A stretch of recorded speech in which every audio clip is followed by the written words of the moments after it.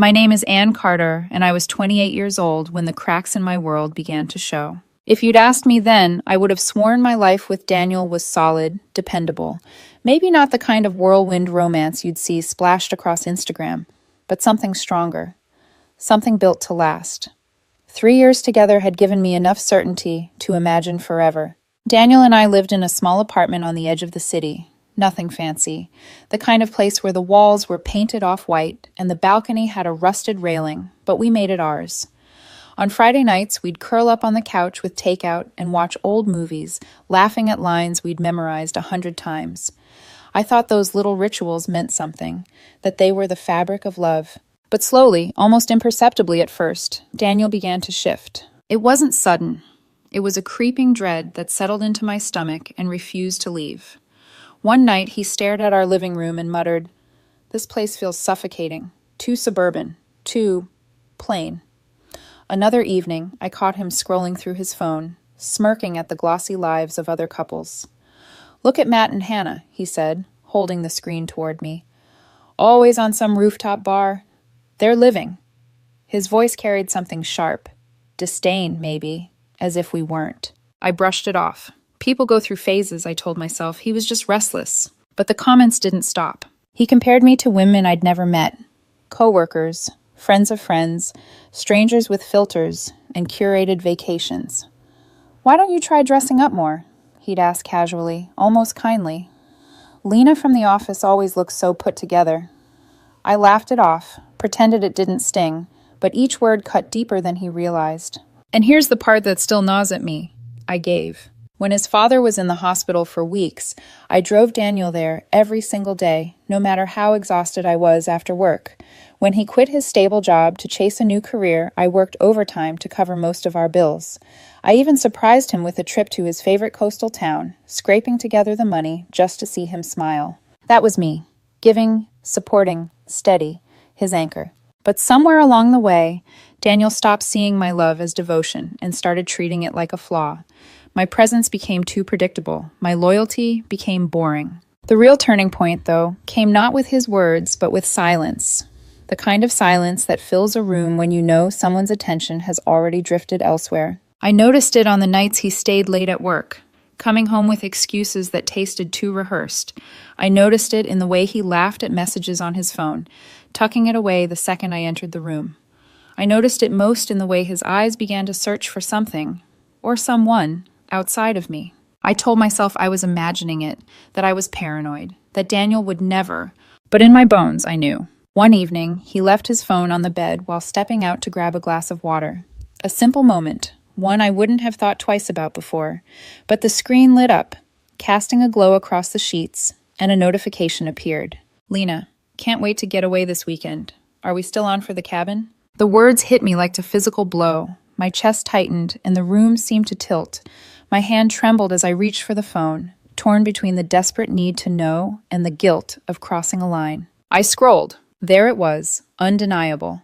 Messages stacked one after another. Flirtatious jokes, late-night confessions about his boring life, and plans for a weekend getaway.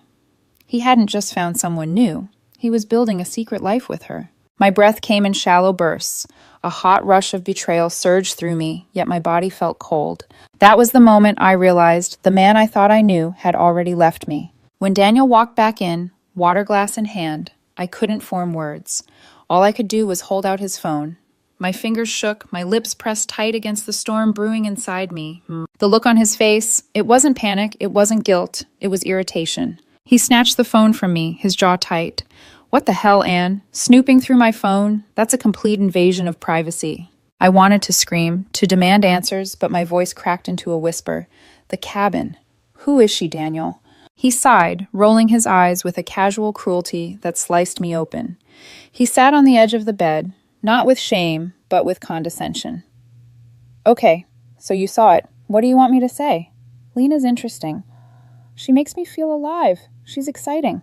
My throat closed. "You're planning a trip with her. We've been together 3 years. His voice sharpened. "And you think that's enough? Anne, you're just too easy, too safe. You're the kind of woman a man settles for when he's ready to give up on life. I'm not ready to settle." Those words, they weren't just rejection. They were erasure. as if everything I'd poured into him, the sacrifices, the love, the endless support, had been reduced to nothing more than background noise in his pursuit of excitement. Tears blurred my vision, but I didn't let them fall. I didn't give him that. Instead, something inside me shifted. A strange, eerie calm washed over me. The anger, the desperation, the disbelief, all of it dissolved into clarity. I saw him for what he truly was. Not the man I thought I'd build a life with, but someone cruel, restless, and incapable of valuing what he already had. So I nodded once, just once, and I started packing. I didn't yell. I didn't throw things. I didn't demand apologies he was never going to mean. I folded a week's worth of clothes into a bag, tucked my laptop under my arm, and slipped the shoebox of old Polaroids, the only piece of us I wasn't ready to abandon, into the side pocket. Daniel sat there, muttering under his breath, pretending my silence was more childish than his betrayal. I walked past him without a word, past the living room where we'd shared countless nights, past the front door that had once felt like the threshold to a home. The door clicked shut behind me. That sound was the only closure I received, and maybe the only closure I needed. The days after I walked out blurred together like watercolor left in the rain. I stayed at my friend Chloe's apartment, a cramped 2-bedroom she shared with her fiancé. Chloe didn't ask many questions, and for that I was grateful. Sometimes she'd just sit with me in silence, setting a cup of tea on the table without a word. Other times, she'd let me rant until my voice cracked. She knew better than to pry for details I wasn't ready to spill. But the truth followed me everywhere, even in silence. Every time I closed my eyes, I saw the words on Daniel's phone. Every time I heard a buzz, I expected another message meant for her, not me. Betrayal isn't loud. It's quiet. It's the sound of a heart being hollowed out from the inside. Daniel's first text arrived within hours of me leaving. Daniel, look, I know you're upset. Can we just talk about this like adults? Like adults, as if I were a child throwing a tantrum. I didn't respond.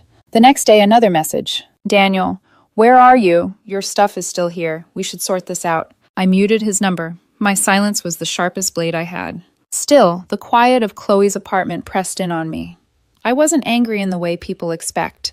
No screaming into pillows, no throwing things against the wall, just a numbness that terrified me more than rage ever could. I started running again, for the first time in years, lacing up my sneakers, pounding the pavement until my lungs burned, until the rhythm of my heartbeat drowned out his voice in my head. It was the only time I felt even remotely free. But healing is never linear. One evening, Chloe came home from work, dropping her bag with a sigh. She hovered by the doorway, hesitant.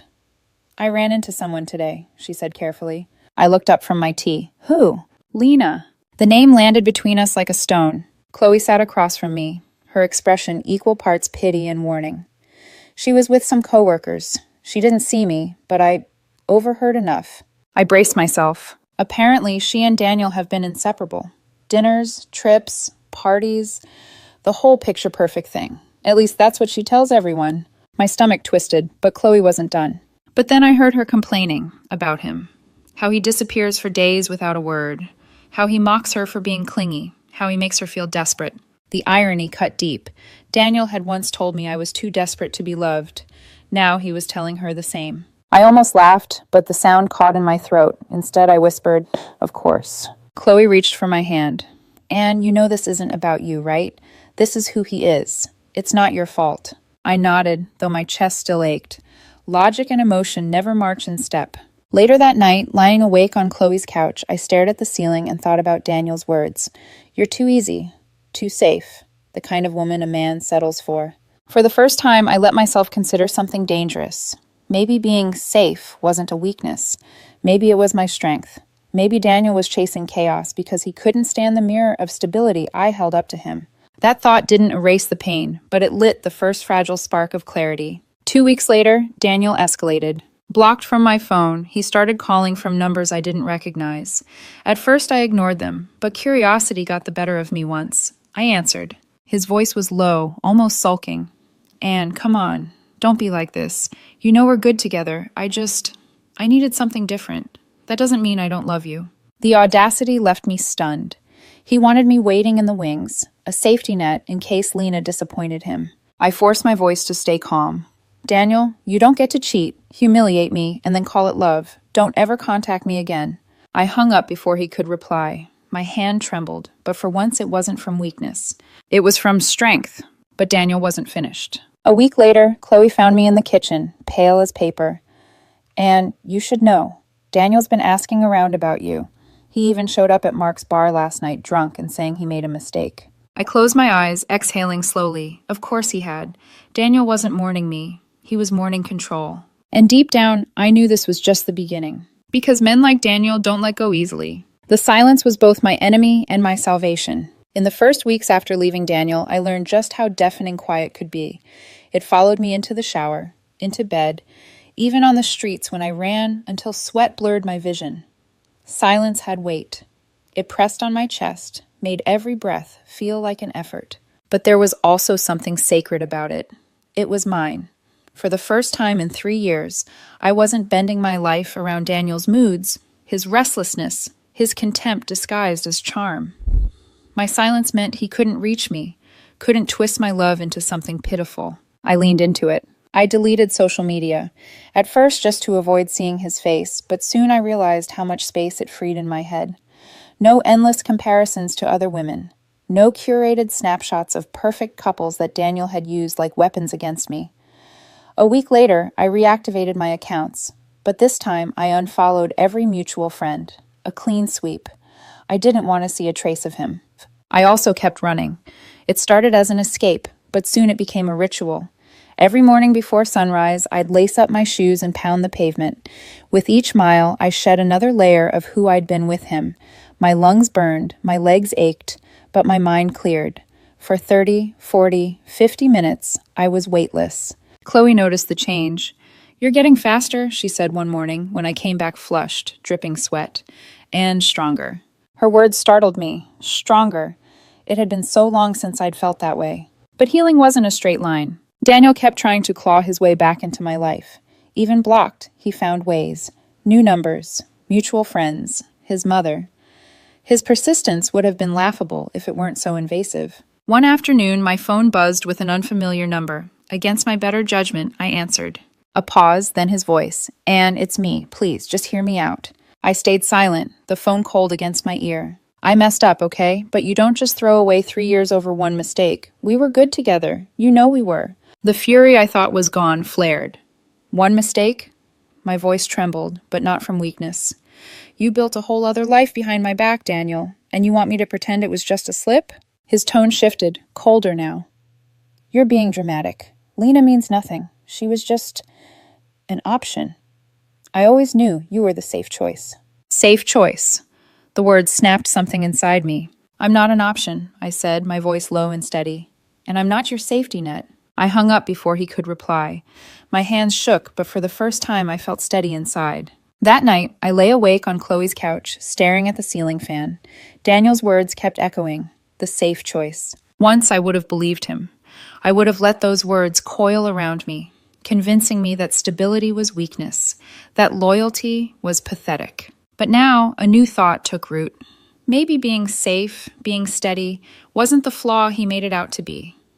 Maybe it was his blindness, his hunger for chaos, that made him incapable of appreciating it. And if that was true, then his betrayal wasn't proof of my inadequacy. It was proof of his. A month slipped by. My numbness softened into resolve. I went to work, came home, carved new routines for myself. I started journaling again, scribbling fragments of thoughts and memories until my hand cramped. Slowly, the pieces of me I'd abandoned began returning.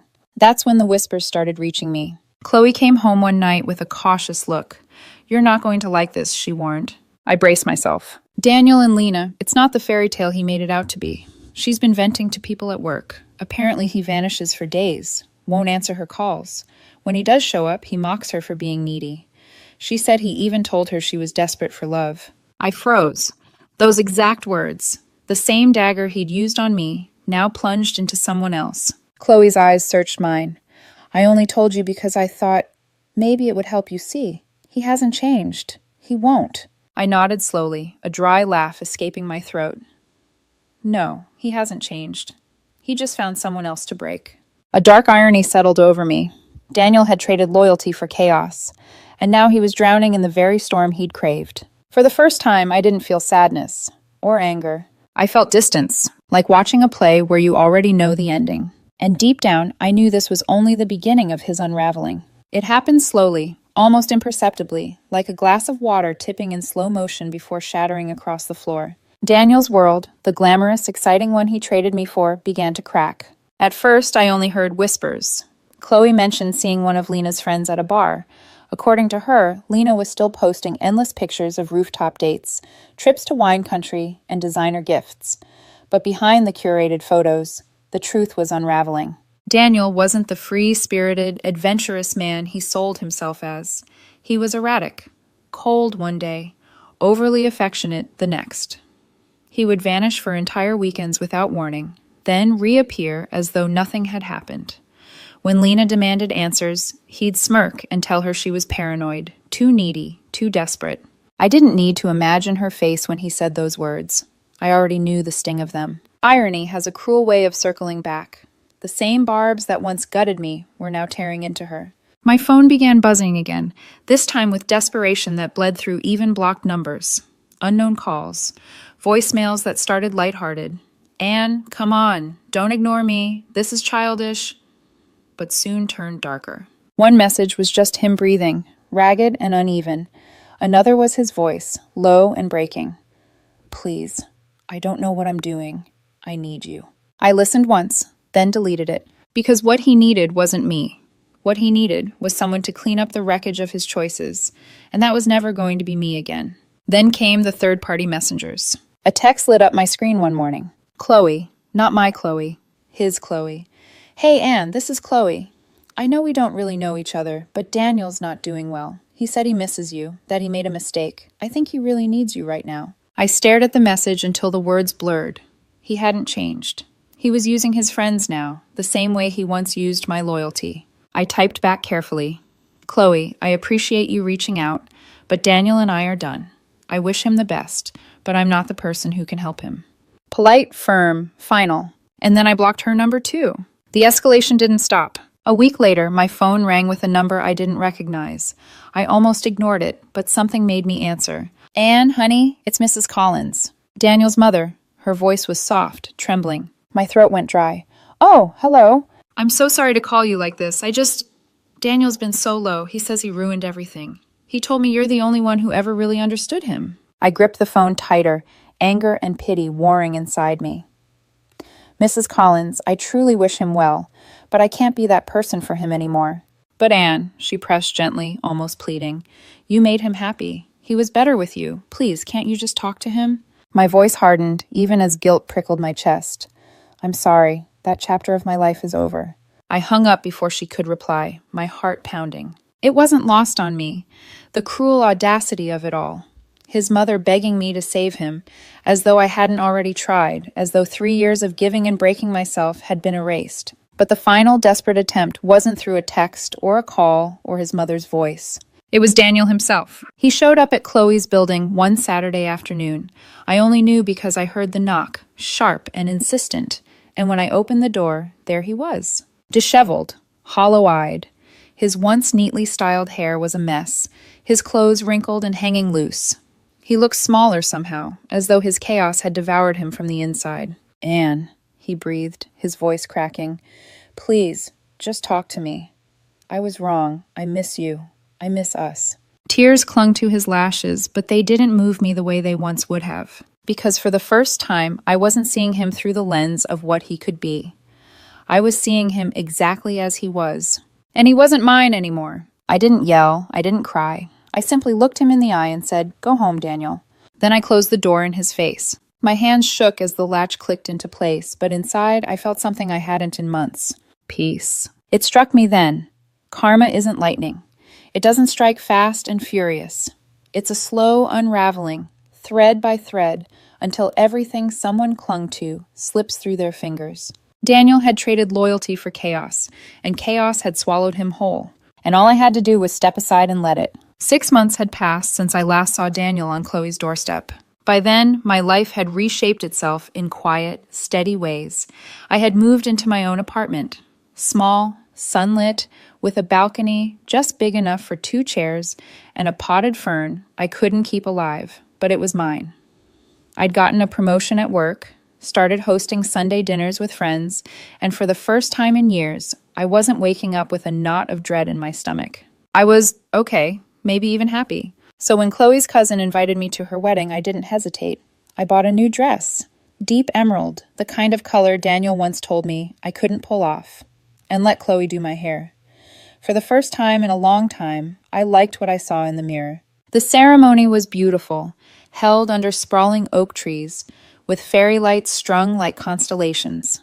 Love was everywhere, in the vows, in the way the groom's hands shook, in the tears that slipped down Chloe's cheeks beside me. I thought I was safe there, untouchable, until I saw him. Daniel stood at the back of the reception hall, half-shadowed, holding a drink like it was a lifeline. For a moment, I almost didn't recognize him. He looked diminished. His once proud posture was hunched, his suit ill-fitting, his eyes bloodshot. Even from across the room, I could see the edges of who he used to be had frayed into something brittle and tired.